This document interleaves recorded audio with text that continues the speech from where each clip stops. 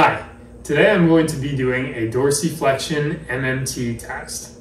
So what I'm going to have the patient do is I'm going to first stabilize the posterior aspect of their leg on the Achilles. Then I'm going to passively move them up and inwards into dorsiflexion. Any pain with that? Nope. Now that the patient has moved through the range of motion and has no pain, I will ask them to do this actively on their own while palpating for the tibialis anterior. Can you go ahead and move up and in for me? Sure.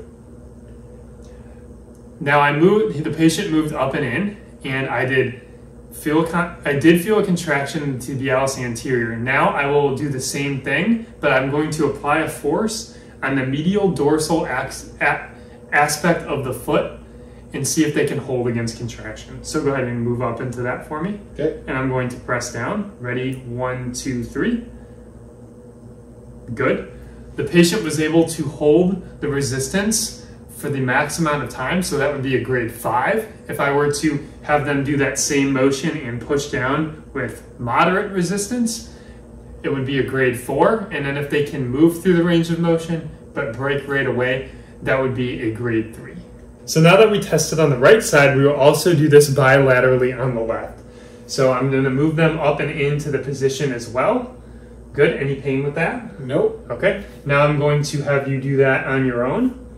Okay. And I do feel contraction in the tibialis anterior. Now I'm going to do the same thing, but press down.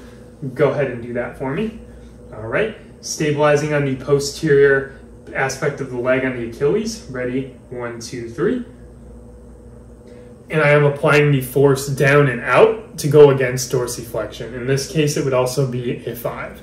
Now, to test grade 0 for 2 for dorsiflexion in inversion MMT, what I'm going to have the patient do is I'm also going to palpate on the tibialis anterior muscle, and I'm going to have them move into dorsiflexion and inversion on their own. Can you go ahead and move up and in for me?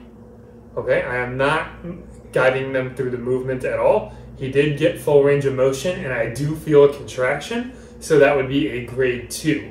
Now, a grade 1, I would see very partial range of motion, or none at all, and a trace contraction. A grade 0 would be no contraction.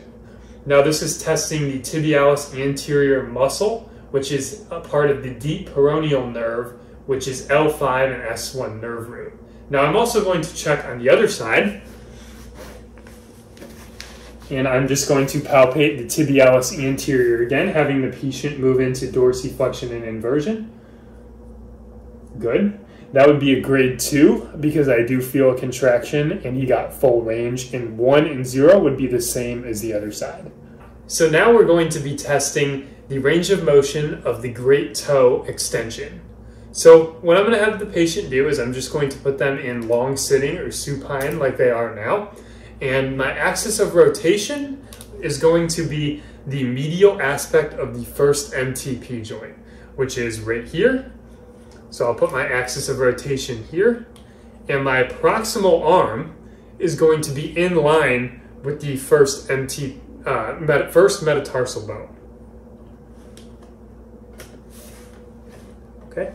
And then my distal arm, or my moving arm, is going to go with the distal phalange of the first toe. So I'm just going to have you go ahead and move your toe up, and I'm going to stabilize around the first metatarsal. Go ahead. Okay.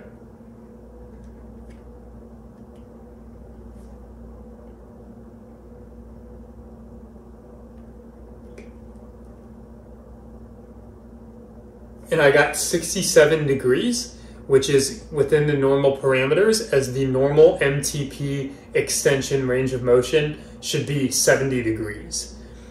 Now, this is a firm end feel, and it is limited due to the plantar joint capsule as well as the tendons in the foot. Also, the patient could have a compensatory mechanism of going into dorsiflexion, which would decrease the range of motion of the metatarsal phalange extension. So make sure your patient is not going into dorsiflexion while performing this measurement. Now I'm going to test bilaterally. just come around right here. Again, palpating for the medial aspect of the first MTP joint. Proximal arm in line with the metatarsal bone. And then the distal arm is going to be with the distal phalange. Thank you for going into extension.